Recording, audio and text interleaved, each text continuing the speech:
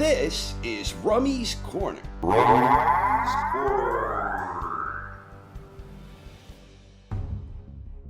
Back in February, in the lead up to the highly anticipated rematch between Deontay Wilder and Tyson Fury, I remember being pleasantly surprised that the fight had people talking. In my experience, a lot of people who aren't diehard boxing fans were expressing a lot of interest in this matchup. Indeed, it seemed that there was more interest in the Wilder-Fury rematch than I recalled seeing since the retirement of Floyd Mayweather Jr. I'm not talking about diehard boxing fans, but rather varying degrees of casual fans. And I don't mean this in a derogatory way. The term casual fan is something that often has a lot of negative connotations throughout the online boxing community. You often see situations where one poster takes offense to something written by another poster, with the all too common criticism, "You're a casual, you don't know shit about boxing." Personally, I think diehard fans tend to be a little harsh towards so-called casual fans. After all, when casual fans are interested and they tune in, it helps promote the overall health of the sport. But that Wilder-Fury rematch, there were varying degrees of casual fans who were fired up for that rematch. And after the somewhat controversial nature of the draw in their first bout, many observers were quite surprised by the one-sided nature of the rematch, where Tyson Fury stopped Deontay Wilder to become the new WBC heavyweight champion, while also retaining his rightful claim as the lineal champion. Fury's dominant victory had people talking even more after the fight. This was something that, in theory at least, should have created momentum for the sport. It seemed inevitable that this would be the beginning of a great year for boxing. But unfortunately, with the situation stemming from COVID-19 and the lockdowns and social distancing guidelines that have basically changed life as we knew it, that momentum never materialized in the aftermath of Fury's dominant victory against Wilder. Instead, boxing, along with basically everything else, came to a screeching halt. And now promoters are still scrambling to try and cope with figuring out ways to bring boxing back in this entirely new landscape. So within the span of a few months, we went from newfound interest among casual boxing fans to absolutely no interest at all among that same faction. As if 2020 couldn't have gotten any stranger, an amazing figure emerged that helped change all of this. I'm talking about a man who first captured the imagination of the boxing public when he became the youngest heavyweight champion, Iron Mike Tyson. Holy shit. So Mike Tyson releases this short video clip of him training. He looks sensational, and all of a sudden everyone is all fired up about the triumphant return of Iron Mike Tyson. And a lot of rumors started floating around. Tyson was going to come back and have a third fight against former rival Evander Real Deal Holyfield. And then there was a rumor that Tyson might jump right in and challenge Tyson Fury. And at one point, I even recall seeing a rumor that Tyson was going to square off against Shannon the Cannon Briggs in a bare knuckles fight. When it was recently announced that Tyson would be squaring off against Roy Jones Jr. in an exhibition bout on September 12th, honestly, I heard more people talking about boxing than I recall in years. At least dating back to when anticipation of a Mayweather-Pacquiao showdown started peaking after Pac-Man defeated Miguel Cotto. So Iron Mike Tyson is back, and fans are extremely excited. Whoa, back up, take it easy. I mean, after all, this is just an exhibition, right? Just some kind of exhibition fight. This thing don't mean nothing. No, man. That's where you're wrong. This is not just an exhibition fight that doesn't mean anything.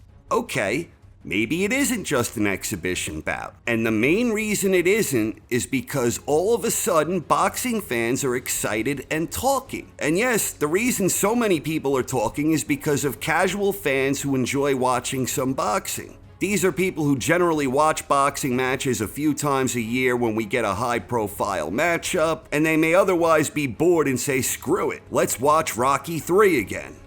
Get out my face. Don't need nothing you got no more. Don't need no hair's been messing up my corner.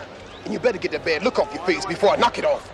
See, the thing of it is, boxing fans in the United States, the casual fan has been a dying breed. Basically, I think this all started when the US boxers were no longer dominating the heavyweight division, and I think a tangible point in time would be after Lennox Lewis retired. Lennox wasn't an American, but he competed during the era when the US still produced big-name heavyweights like Tyson, Holyfield, Riddick Bowe, and even seasoned old vets like Big George Foreman and the Eastern Assassin. After that, De La Hoya was one of the biggest draws, and eventually it was Pacquiao and Mayweather who almost exclusively commanded the attention of those who have an interest in boxing, but don't necessarily love boxing.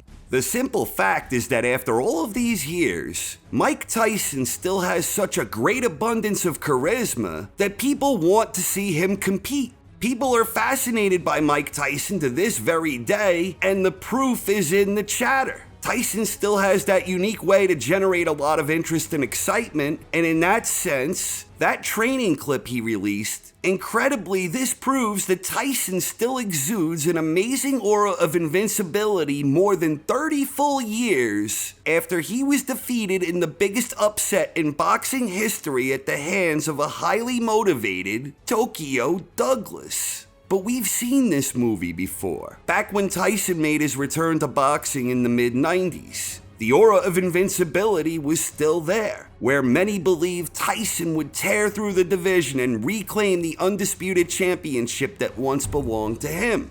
It didn't play out that way, but Tyson did reclaim the WBC belt that had once belonged to him, as well as the WBA belt that once belonged to him. People wanted to believe that 1980s Tyson was still around, but it wasn't the same Tyson. And even now, people know he's 54, but with Tyson seemingly rededicated, perhaps mentally even more so now than he was throughout most of his post-prison career, people still want to believe that this is prime Tyson versus prime Roy. But Tyson's prime fighting years were in the late 1980s. And as far as Roy Jones, his best years were during the late 90s into the early 2000s. Mike Tyson is 54 years old. Roy Jones Jr. is 51 years old. And yet, this is, at least as far as I know, the most anticipated exhibition fight during the long, rich history of boxing. And again, I think this largely stems from the fact that casual fans in the US started losing interest when Americans were no longer dominating the heavyweight landscape.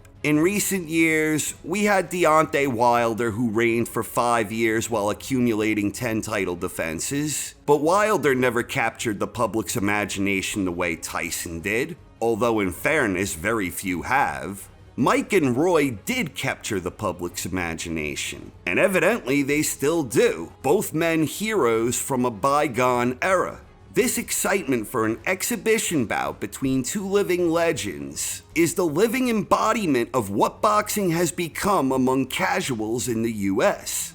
There was a time when this fight was being talked about, after Roy had defeated John Ruiz to win the WBA heavyweight title. One of the main reasons that fight had appeal at that time was because even though Tyson was past his best, Roy was never really a heavyweight. Tyson was still a huge draw back then. Roy was in the discussion of one of the best boxers of all time, and it had an intriguing clash of styles between two incredible athletes with vastly different approaches. But the fight, of course, never materialized. As far as the Tyson-Jones exhibition bout goes, my hope and expectation is that both Mike and Roy have some fun while putting on a show. Life is short, and we are all racing towards the same finish line. So if Tyson and Jones can find personal fulfillment from all of this, then I applaud them and wish them nothing but the absolute best. It's simply amazing that two icons of boxing history are now once again generating tremendous interest in boxing, at a time when boxing is struggling with unprecedented circumstances. But here's the reality of the situation. This isn't two former NBA greats playing a friendly game of horse. The drive to compete might be just as strong, but boxing is a very dangerous sport. You don't want to believe this, but that ain't us up there no more, pal. We can't do that the way we did it before. And without some challenge, without some damn war to fight, then the warrior may as well be dead, Stallion. I think and hope that fans should temper expectations here. At the end of the day, I'm expecting what hopefully amounts to a relaxed, light, glorified sparring match, not unlike Tyson's previous exhibition bout against Corey T-Rex Sanders. At least that's what I'm hoping for, because in all seriousness, I would absolutely hate seeing one of these bona fide all-time greats getting injured or seriously hurt. That would be terrible. And again, with the type of charisma exuded by Mike, it almost feels as if some people are not looking at this as a lighthearted exhibition between two former greats, but rather acting as if this was a time machine matchup. This isn't a time machine matchup.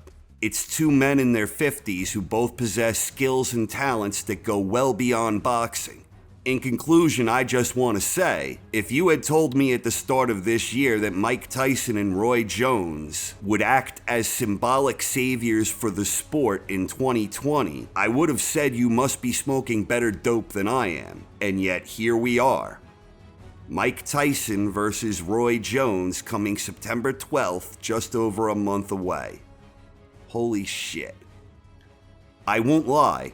I'm genuinely a little concerned and conflicted about all of this. I'm really hoping for a glorified light sparring match where they both take it easy, and I am certain I am not alone. Thanks for watching, everyone. I hope you enjoyed and have a wonderful night. This is Rummy's Corner.